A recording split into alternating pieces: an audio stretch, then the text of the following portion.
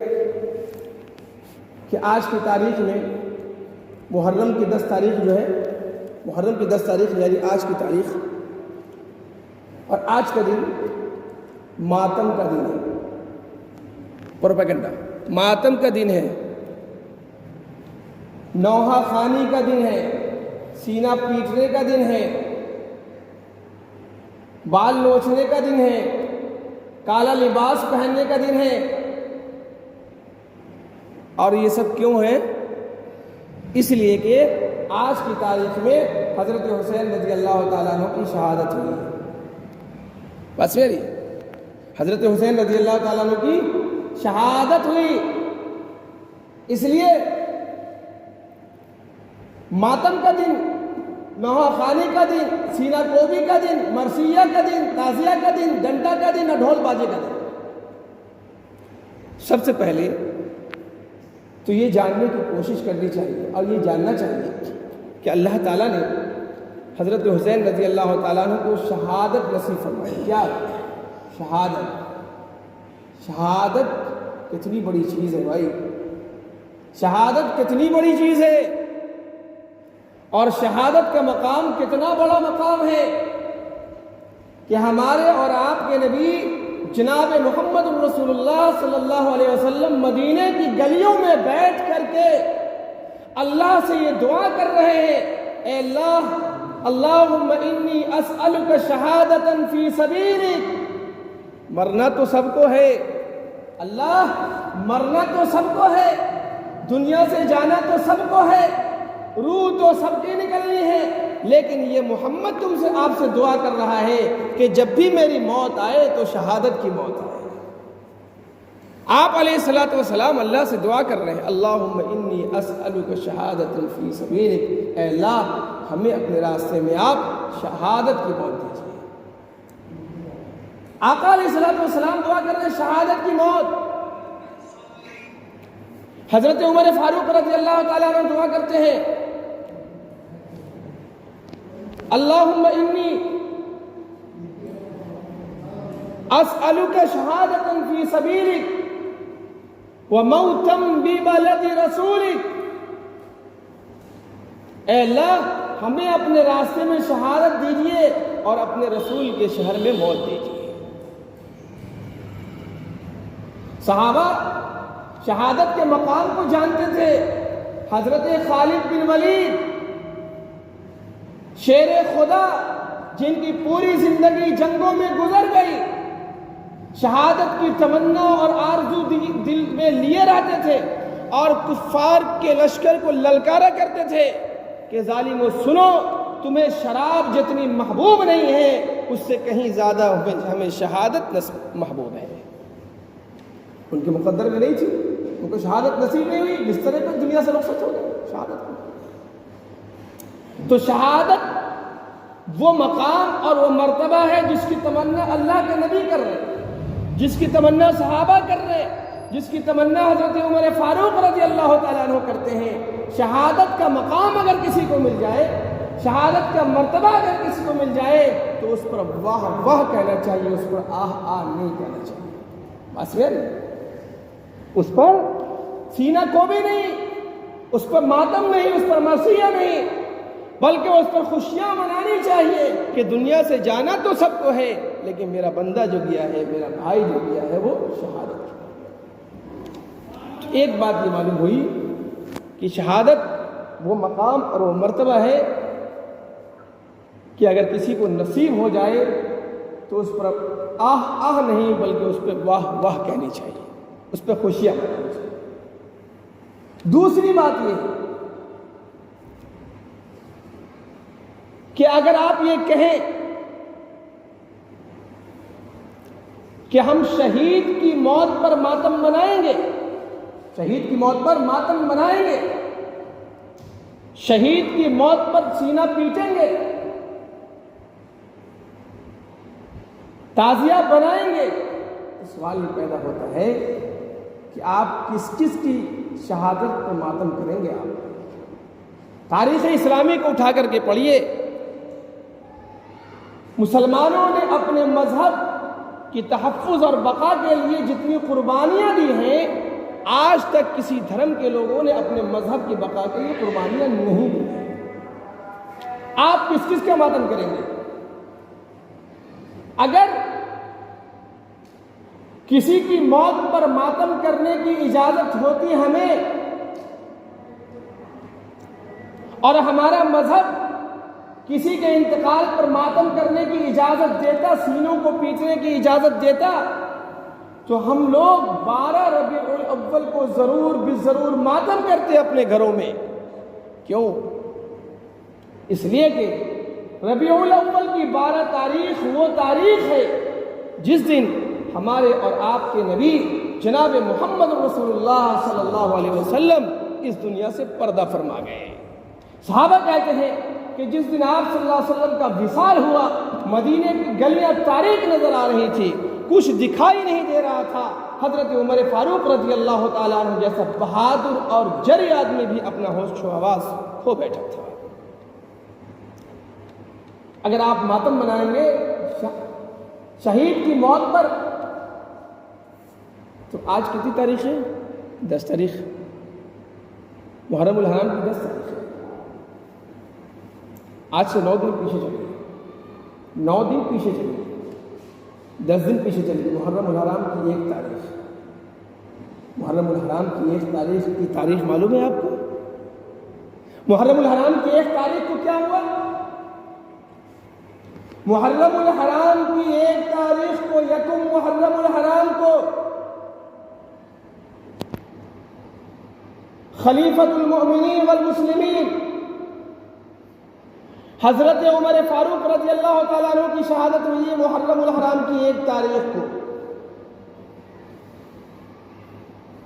جس عمر کے بارے میں اللہ کے نبی فرما گئے کہ دنیا میں ایک عمر اور پیدا ہو جاتا تو دنیا سے کفر و شرک کا نام و نشان مٹ جاتا، جس عمر کو دیکھ کر کے شیطان بھی رفو چکر ہو جاتا، وہ عمر جو 22 لاکھ مربع میل کا حکمراں تھا، اس کی شہادت ہوئی 1 محرم الحرام۔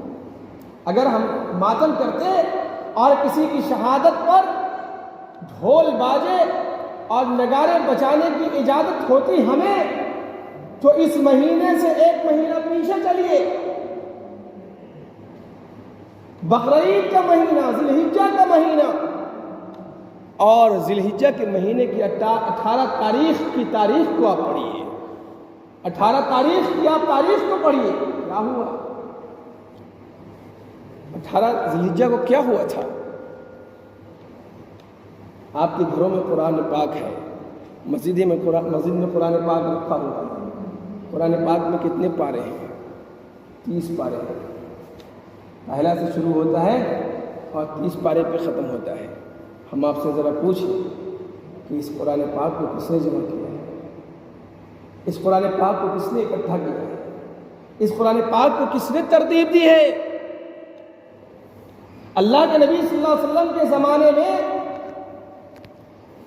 یہ قرآن مجید اس طرح ترتیب وار نہیں تھا۔ کہیں پتوں پر لکھا ہوا تھا، کہیں چمڑوں پر لکھا ہوا تھا، کہیں ہڈیوں پر لکھا ہوا تھا، یکجا ایک ساتھ قرآن مجید نہیں تھا۔ تو وہ کون بندہ آگے بڑھا جس نے اس قرآن پاک کو جمع کیا، کتاب کی شکل لی اور پوری دنیا میں پھیلایا؟ اس جامع القرآن کا نام ہے عثمان ابن عفان۔ عثمان ابن عفان، عثمان غنی کا نام سنا کہ نہیں سنا؟ وہی عثمان غنی ہے۔ کون عثمان غنی؟ وہ عثمان غنی جس کے ساتھ اللہ کے نبی صلی اللہ علیہ وسلم نے اپنی ایک بیٹی کا نکاح کر دیا، بیٹی کا انتقال ہو گیا، آپ صلی اللہ علیہ وسلم نے دوسری بیٹی کا اس سے نکاح کر دیا۔ نبی کے داماد، 2 بیٹیوں کے داماد، اللہ کو منظور تھا دوسری بیٹی بھی انتقال کر گئی۔ آپ علیہ الصلوۃ والسلام فرمانے لگے، عثمان میرے پاس صرف یہی 2 بیٹی تھی، اگر 40 بیٹیاں بھی ہوتی تو یکے بعد دیگرے میں تیرے نکاح میں دیتا چلا جاتا. وہ عثمان. کون عثمان؟ جن سے آسمان کے فرشتے بھی حیا کرتے تھے. کون عثمان؟ جس کو اللہ تعالیٰ نے غنی بنایا تھا، مالدار بنایا تھا، اور اتنا مالدار بنایا تھا جس کے نام کا لقب ہی غنی پڑ گیا. اور اتنا مالدار کہ جب مسلمان ہجرت کر کے مدینہ منورہ پہنچے، پینے کے لیے مناسب پانی کہیں دستیاب نہیں تھا. پانی ایسا ملتا جو پینے کے لائق نہیں ہوتا. صرف ایک کنواں کا پانی پینے کے لائق تھا، اور وہ کنواں کس کا تھا؟ ایک یہودی کا تھا. حضرت عثمان کو معلوم چلا کہ مسلمان ہجرت کر کے آئے، پینے کے لیے پانی نہیں ہے، اور وہ یہودی قیمتاً پانی فروخت کر رہا ہے. مسلمانوں کی حالت تو یہ ہے کہ کھانے کے لیے پیسے نہیں ہیں تو پانی پینے کے پیسے کہاں سے لاتے. حضرت عثمان غنی رضی اللہ تعالیٰ عنہ نے اپنے خزانے کا منہ کھولا اور وہ کنواں یہودی سے خرید کر کے مسلمانوں کے نام کر دیا کہ مسلمانوں آؤ پانی پیو اور بھر کر کے لے جاؤ اس وقت. کون عثمان غنی؟ جب مسجد نبوی تعمیر ہو گئی، مسلمانوں کی آبادی بڑھنے لگی، مسجد کی جگہ کم پڑ رہی، تو اللہ کے نبی صلی اللہ علیہ وسلم نے اعلان لگایا، کون ہے جو اس مسجد کی توسیع کرا دے؟ مسجد کی توسیع کرا دے. آبادی بڑھ رہی ہے، گنجائش کم ہے، زمین خرید کر کے مسجد کو پھیلا دے. جو یہ کام کرے گا اللہ اس کو جنت دے گا.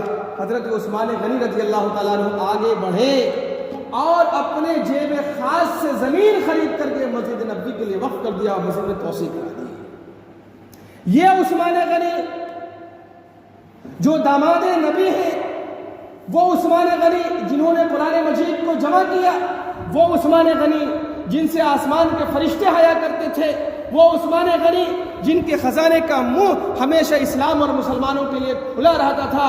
اس عثمان غنی کو 50 دنوں تک اپنے گھر میں قید کر دیا گیا، کھانا بند کر دیا گیا، پانی بند کر دیا گیا.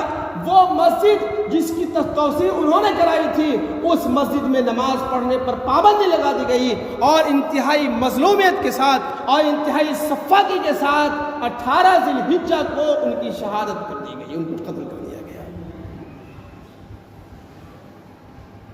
اور ان کا خون قرآن مجید کے اسی ورق پر گرا جس کو بڑی محبت اور بڑی عقیدت سے عثمان غنی رضی اللہ تعالیٰ عنہ نے جمع کیا تھا.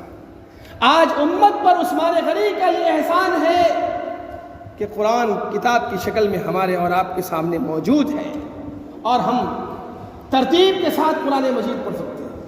اگر ہم کسی کی شہادت پر ماتم کرتے، نوحہ کرتے اور ہمیں اجازت ہوگی ان کاموں کی، تو 18 ذی الحجہ کو ہم ضرور کرتے. اور تاریخ پڑھیے، اسلامی تاریخ کا کوئی سال، کوئی مہینہ، کوئی دن ایسا نہیں ملے گا جس میں کسی نہ کسی نے شہادت نہ دی ہو. رمضان المبارک کی 21 تاریخ، 21 رمضان المبارک، جانتے ہیں اس دن کیا ہوا؟ ارے حضرت حسین کی شہادت تو حضور صلی اللہ علیہ وسلم کی شہادت کے 60 سال کے بعد ہوئی ہے. 21 رمضان المبارک کو اللہ کے نبی صلی اللہ علیہ وسلم کے چچا زاد بھائی حضرت حسن اور حضرت حسین کے والد محترم سیدہ فاطمہ رضی اللہ تعالی عنہا کے شوہر شیر خدا حضرت علی ابن ابی طالب رضی اللہ تعالیٰ عنہ کی شہادت ہوئی، اور ان کی شہادت کر دی گئی، ان کو قتل کر دیا گیا 21 رمضان المبارک کو. کس کا تعزیہ منائیں گے آپ؟ کس کس کا ماتم کریں گے آپ؟ اور شہادت کا وہ واقعہ آپ کبھی فراموش نہیں کر سکتے ہیں. اللہ کے نبی صلی اللہ علیہ وسلم کے چچا، رشتے میں چچا، دودھ شریک بھائی حضرت حمزہ رضی اللہ تعالیٰ عنہ، حضرت حمزہ رضی اللہ تعالیٰ جن کو اتنی بے دردی اور سفاکی کے ساتھ قتل کر دیا گیا. آنکھ نکال لیے گئے، کان کاٹ دیے گئے، کلیجہ نکال لیا گیا، کلیجہ کو چبایا گیا، اور لاش کو مسلح کر دیا گیا۔ اللہ کے نبی صلی اللہ علیہ وسلم نے جب اپنے چچا کی لاش دیکھی آنکھیں اشکبار ہو گئی، دل ٹوٹ گیا، غموں کا پہاڑ ٹوٹ پڑا، اور جوش اور جذبے میں آ کر کے آپ صلی اللہ علیہ وسلم نے یہ اعلان کیا، ہمارے ایک آدمی کے ساتھ ان ظالموں نے یہ معاملہ کیا ہے، آئندہ اگر ہمیں کفار پر غلبہ نصیب ہوگا تو ایک کے بدلے ہم 70 کا یہی حشر کریں گے، ایک کے بدلے 70 کا ہم یہی حشر کریں گے۔ انتقام، جذبات میں، جوش میں آپ صلی اللہ علیہ وسلم نے کہہ دیا کہ ایک کے بدلے 70 کا یہی حال کریں گے۔ اللہ نے قرآن نازل کیا، تسلی دی اور فرمایا وَإِنْ عَاقَبْتُمْ فَعَاقِبُوا بِمِثْلِ مَا عُوقِبْتُمْ بِهِ وَلَئِنْ صَبَرْتُمْ لَهُوَ خَيْرٌ لِلصَّابِرِينَ۔ اے محمد، یقیناً ان ظالموں نے ظلم کیا ہے، ان ظالموں نے ظلم کیا ہے، آپ ظلم کا بدلہ لیں، آپ کو حق ہے۔ آپ کو ناحق اگر کسی نے ایک تھپڑ مارا ہے یا آپ پر ظلم کیا ہے، آپ پر زیادتی کی ہے، آپ کو حق ہے کہ اسے ایک تھپڑ کا آپ بدلہ لیں، آپ کا رائٹ ہے۔ لیکن ایک کے بدلے آپ 2 ماریں گے، ایک تھپڑ کے بدلے آپ 2 ماریں گے تو ایک تھپڑ کی زیادتی ہوگی آپ کی طرف سے، بات یعنی ایک تھپڑ کی زیادتی ہوگی آپ کی طرف سے۔ اگر اس نے ہلکا مارا ہے اور آپ زور سے مار دیں گے تو یہ زیادتی ہوگی آپ کی طرف سے۔ اللہ نے تسلی دی، اے محمد یقیناً ان ظالموں نے ظلم کیا ہے، آپ کو بدلہ لینے کا حق ہے، لیکن آپ بدلہ اتنا ہی لیں گے جتنا کہ آپ پر ظلم کیا گیا ہے، جتنا کہ آپ کو ستایا اور تڑپایا گیا ہے، جتنا آپ کو دکھ پہنچایا گیا ہے اتنا ہی بدلہ لے سکتے ہیں۔ ایک کے بدلے 70، یہ تو ظلم ہو جائے گا، یہ تو انیائے ہو جائے گا، یہ سراسر ناانصافی ہو جائے گی، اس لیے آپ ایسا نہیں کر سکتے، ایک کے بدلے 70 ایسا نہیں کر سکتے آپ۔ لیکن سن لیجئے وَاصْبِرْ وَمَا صَبْرُكَ إِلَّا بِاللَّهِ وَلَا تَحْزَنْ عَلَيْهِمْ وَلَا تَكُ فِي ضَيْقٍ مِّمَّا يَمْكُرُونَ۔ اے محمد اگر آپ صبر کر لیں، یہاں پر اپنے جذبات کو تھام لیں، اپنے جوش کو تھام لیں اور انتقام کے جذبے کو ٹھنڈا کر لیں، وَاصْبِرْ وَمَا صَبْرُكَ إِلَّا بِاللَّهِ، اگر آپ صبر کر لیتے ہیں تو آپ کے لیے اچھی بات ہے، اور صبر کا بدلہ اللہ تعالیٰ کے یہاں ملے گا، صبر کا بدلہ جنت ہے۔ تو اگر ہماری شریعت، ہمارا مذہب، ہمارا اسلام اگر ہمیں کسی کی شہادت پر جھنڈا لہرانے، ڈی جے بجانے، گانا بجانے، ماتم کرنے، سینہ پیٹنے، بال نوچنے اور کالا کپڑا پہننے کی اجازت اگر ہماری شریعت میں ہوتی تو اتنے جو شہداء کے نام ہم نے آپ کو گنوائے ہیں تفصیل کے ساتھ، ظاہر ہے کہ ان شہداء کی شہادت کے دن ہم ضرور ماتم کرتے، لیکن ہم ایسا نہیں کرتے ہیں اس لیے کہ یہ ہماری شریعت میں جائز ہے۔ اب یہ آیا کہاں سے؟ کرتے کیوں ہیں؟ تو ہم نے کہا کہ اتنا شدید پروپیگنڈا کیا گیا، اتنا شدید پروپیگنڈا کیا گیا کہ حقیقت خرافات میں چھپ گئی، جھوٹ اور سچ میں خلط ملط ہو گیا، پتہ ہی نہیں چل رہا ہے کون سا یہ کون غلط ہے۔ جیسا کہ ایک آدمی بازار سے ایک مرتبہ بکری کا بچہ خرید کے لے کے جا رہا تھا، پالیں گے پوسیں گے، چھوٹا سا بچہ ہوتا ہے، گھر میں جاتے ہیں لوگ پالنے پوسنے کے لیے، اور 3 ٹھگ تھا، 3 ٹھگ آدمی تھا جس کا کام تھا ٹھگنا۔ اس نے دیکھا کہ بکری کا بچہ لے کے جا رہا ہے، کیسے ٹھگا جائے، تو ٹھگنے والے کا کام ہی ٹھگنا ہے تو کیسے ٹھگا جائے، تو ماہر ہوگا۔ تو تینوں تھوڑے تھوڑے فاصلے پر کھڑا ہو گیا، کہا دیکھو اس سے ٹھگنا ہے، کھڑا ہو گیا۔ جب پہلے کے پاس سے وہ آدمی گزرا بکری کا بچہ یوں لے کر کے، تو اس پہلے ٹھگ نے کہا ارے بھائی یہ کتا کے بچے کو کیوں بغل میں چھپا رکھا ہے، اس سے کپڑے ناپاک ہو جاتے ہیں، بھائی کتا کے بچے کو کوئی بغل میں چھپاتا ہے کیا؟ تو اس نے سرسری طور پہ کہا کہ بھائی کتا نہیں یہ بکری کا بچہ ہے، اور کہتے ہوئے آگے بڑھ گیا۔ لیکن اس کے ذہن میں ایک سوئی سا چبھا کہ یہ سمجھدار آدمی، عقل مند آدمی ہے، آخر کتا کا بچہ کیوں کہہ رہا ہے؟ تو اس کو تھوڑا سا رک کر کے ایسے کر کے دیکھنا، کہیں سچ میں کتا کا بچہ تو نہیں، کہیں سچ میں کتا کا بچہ نہیں۔ टांग झाँक गया ना, ठीक है, तो कहीं पागल ना होगा, आगे बढ़ गया दरअसल। अब दूसरे ठग, प्लानिंग तो पहले से मंसूबा तैयार थी, दूसरे ठग के पास से जब गुजरा, अरे भाई छी छी, तोबा तोबा तोबा, इससे तो कपड़े नापाक हो जाते हैं, ये कुत्ते के बच्चे को तुमने गोदी में कोई उठा रखा है, ये पहली मरतबा ऐसा आदमी मिला है जो कुत्ते के बच्चे को गोद में रखते, नहीं कुत्ते का बच्चे, बकरी का बच्चा है।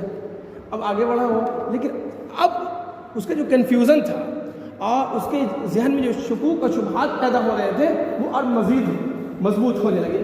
भाई दो आदमी, कुत्ता का बच्चा, कहीं ऐसा तो नहीं कि हमारी निगाहें खता कर रही हो, हमारी निगाहें खता कर रही हो कि हमारी निगाह इसको बकरी का बच्चा देख रही है और दोनों की निगाह, हम तो अकेले हैं, वो दो आदमी हैं और अक्सरियत की राय का एतबार करना चाहिए। तो बहरहाल कहना ठीक ठाक है, आगे बढ़ा। अब तीसरे के पास जब गुजरा तो उसने कहा कि भाई छी छी, तोबा तोबा, कुत्ते के बच्चा को तुमने गोदी में उठा रखा है, इससे कपड़े नापाक हो जाते हैं, छी छी। अब उसने किया, धड़ाम से पटक दिया और आगे बढ़ गया। कहा कि भाई तीन आदमी कुत्ता का बच्चा कह रहा है और हमको बकरी का बच्चा दिख रहा है, तो इसका मतलब वो लोग सही है, ज़्यादा तादाद उधर है और हमारी निगाह हो सकता है खता कर रही हो, गलती कर रही हो। उसने छोड़ दिया और आगे बढ़ दिया और मंसूबा प्लानिंग तो पहले से तैयार थी, ये लोग आया इसको हाथ से। यही कुछ किया गया इस ताल्लुक से। हम में कितने लोग जानते हैं कि शहादत का मकाम वो मकाम है जिसकी तमन्ना अल्लाह के नबी करते थे, जिसकी तमन्ना सहाबा करते थे, जिसकी तमन्ना सहाबियात करते थे, और शहादत का मकाम और मर्तबा मिलना अल्लाह ताला की तरफ से बड़ा इकराम का काम है।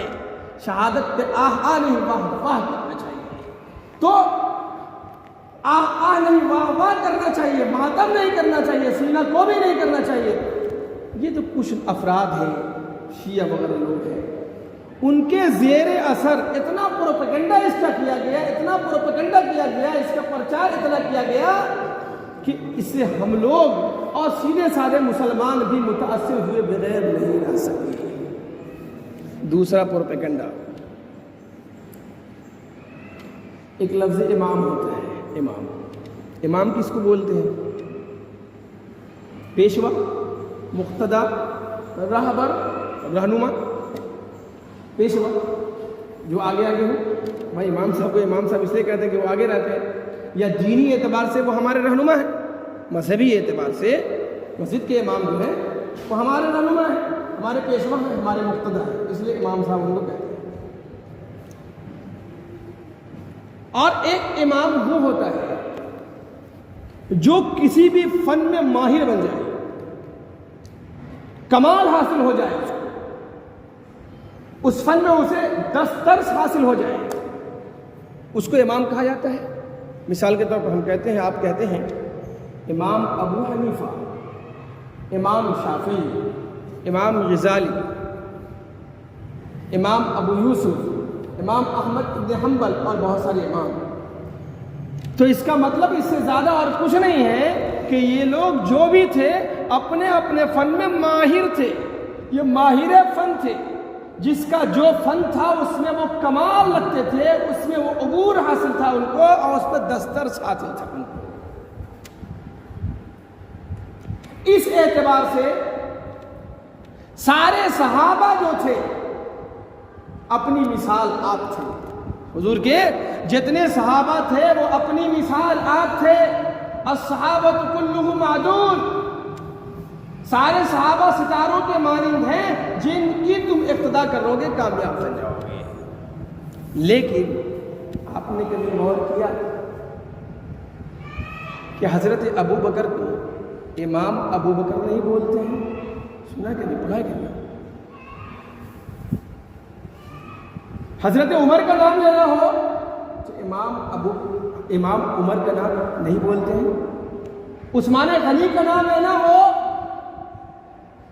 तो इमाम उस्मान गनी आप न कहीं पढ़े होंगे और न कहीं सुने होंगे, बात समझ नहीं। लेकिन हजरत हुसैन का नाम लेना हो तो इमाम हुसैन क्यों कहते हैं, और इमाम हसन क्यों कहते हैं, और इमाम अली क्यों कहते हैं?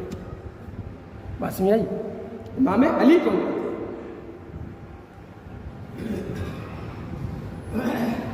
अगर ये कहा जाए کہ صحابہ ہیں علی، حضرت حسن صحابہ ہیں، حضرت حسین صحابہ ہیں، اس لیے ہم ان کو امام کہتے ہیں، اس لیے ہم ان کو امام کہتے ہیں۔ صحابہ تو ابو بکر بھی ہیں، صحابہ عمر بھی ہیں، صحابہ عثمان بھی ہیں، صحابہ عبداللہ ابن عمر بھی ہیں، صحابہ سعد ابن وقاص بھی ہیں، صحابہ عبادہ بن ثابت بھی ہیں، اور صحابہ تو 1,24,000 ہیں، اور صحابہ کے ساتھ آپ امام کا لفظ استعمال کیوں نہیں کرتے ہیں، اور حضرت حسن کے ساتھ، حضرت حسین کے ساتھ، حضرت علی کے ساتھ امام کا لفظ استعمال کیوں کرتے ہیں؟ بس یار بہت بڑا سوال ہے۔ یہ پروں میں آپ پڑھیے، کتابوں میں آپ پڑھیں گے، اور خطبہ سے مقررین سے سنیں گے، کہیں گے امام حسین، امام حسن، امام علی، لیکن ہم آدھے گھنٹے کی میری تقریر ہے، کہیں پر آپ نے حضرت امام حسین نہیں سنا ہوگا، کہیں پہ امام حسن نہیں سنا، کہیں پہ امام علی نہیں سنا۔ کیوں؟ شیعہ حضرات کے یہاں امام جو ہوتے ہیں وہ نبی کی طرح ہوتے ہیں۔ آسمان یہ امام جو ہوتے ہیں وہ نبی کی طرح ہوتے ہیں، اور امام مرسل من اللہ ہوتے ہیں۔ امام کا درجہ ان کے یہاں وہی ہوتا ہے جو نبی کا درجہ ہوتا ہے، اور نبی اللہ کی